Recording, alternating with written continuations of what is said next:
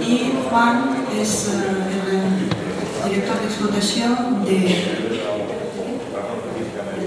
jefe de explotación de la EDAR de la Cartuja en Zaragoza, y bueno, es la planta donde tenemos en prueba el primer equipo en España.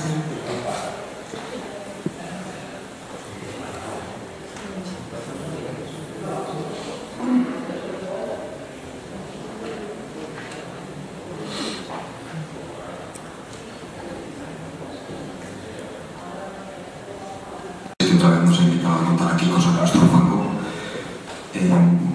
Para empezar, el fango no es, nosotros siempre hablamos de fangos pesados para deshidratar, por lo que ahora veremos, ¿no? Pero bueno, como es fango y esto de transferencia microbiológica, pues hemos creído que era interesante.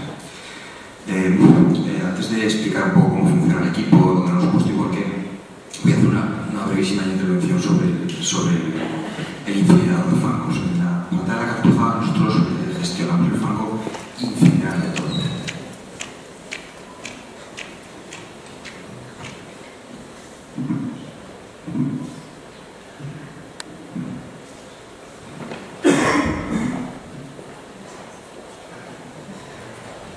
No está acostumbrado a estas cosas. Bueno, esto es un pequeño diagrama de cómo es un incinerador de fangos, derecho fluidizado. Creo que se ve como... Sí.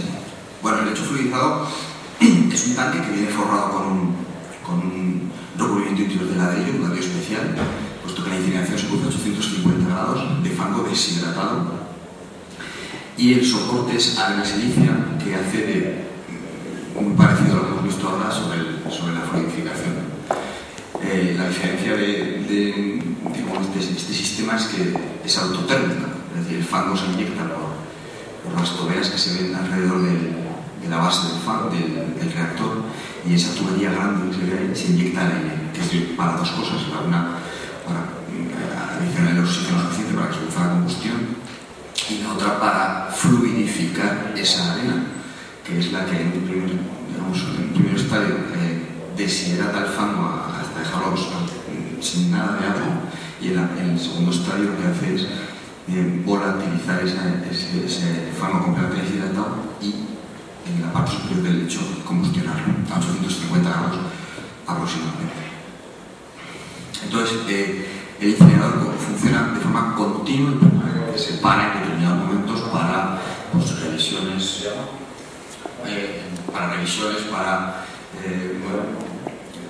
paradas controladas que en ocasiones hay, y una vez cada 3 años se para hacer su revisión legal y, digamos, ver un poco el estado de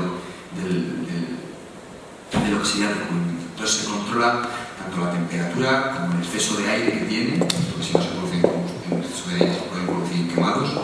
También se controla continuamente el aporte de carga y fundamentalmente lo que se le añade, ¿de acuerdo? El combustible, que es el fango deshidratado.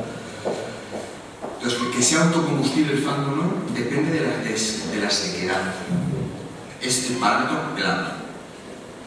Normalmente cuando tenemos una sequedad por encima de 25,5, 26, en un fango crudo, o sea, estamos hablando de una cosa bastante